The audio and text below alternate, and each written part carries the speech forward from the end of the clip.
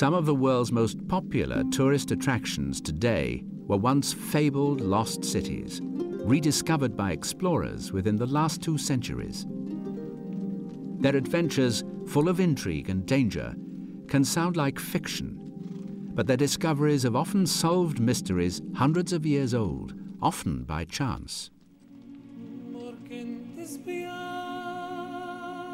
In 1812, a young man called Johann Burckhardt, the son of a wealthy Swiss merchant, ventured into the deserts of what is now the Kingdom of Jordan.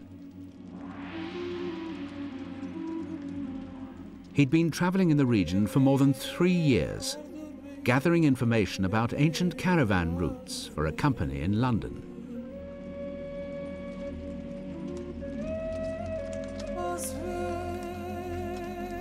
It was a mission fraught with peril. The local Bedouins were a law unto themselves. Infidels were not welcome in their ancient land. Foreigners risked certain death if they were found intruding into holy places. To conceal his purpose, Burckhardt disguised himself as an Arab trader, taking the name Ibrahim ibn Abdullah. The locals told him tales of a fabulous holy city whose ruins were hidden deep in the rocky desert. Burckhardt would be risking his life, but he was determined to find this intriguing place. He suspected it to be the remains of Petra, an ancient trading center that had flourished during Roman times. His only chance was to convince his party to detour there on a holy pilgrimage. His anticipation mounted as they entered a natural fissure in the desert rock. As the crevice opened, before him lay a magical place. Johann Burckhardt was the first Westerner to lay eyes on the city of Petra since the Crusaders 600 years earlier. At the ruins of Petra, glowing pink in the sun, stunningly carved into the cliff faces, were hundreds of monuments, temples, and tombs.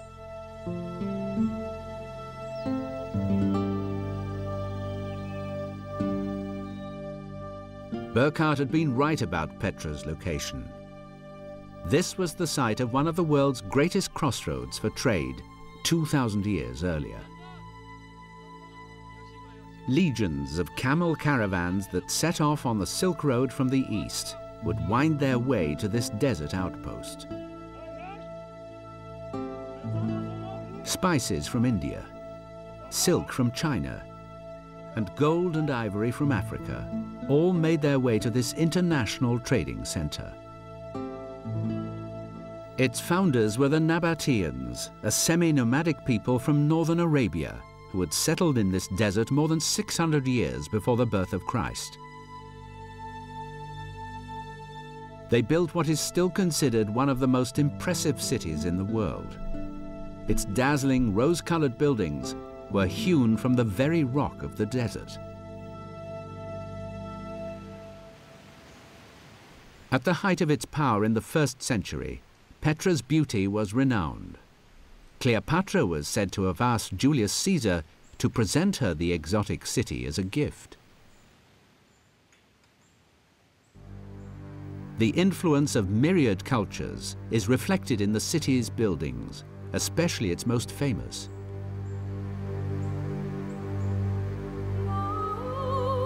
Often called the Treasury, its name reflects the local legend that the urn on top once held a pharaoh's treasure. Actually, it was the tomb of a Nabatean king.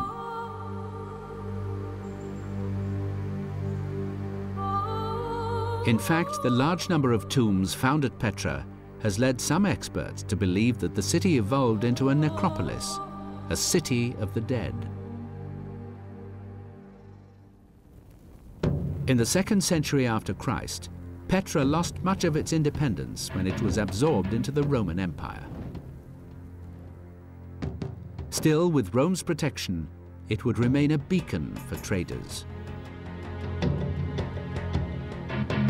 In the centuries to come, shifting trade routes would mark the beginning of the city's decline. Fewer and fewer caravans passed through its rocky walls.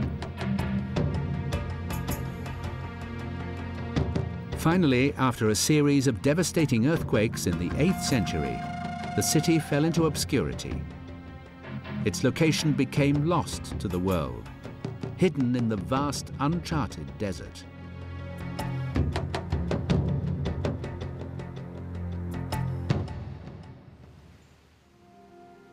Today, thanks to the adventures of explorers like Johann Burckhardt, Petra is Jordan's most visited tourist attraction. Once again, a meeting place for people from all corners of the globe. Yet only a fraction of the great city has been uncovered. Perhaps one of its visitors will be inspired to continue the search for Petra's lost history. But then again, maybe its secrets are better left unknown. For like so many stories from the ancient world, it is their mystery that appeals most of all to our sense of wonder.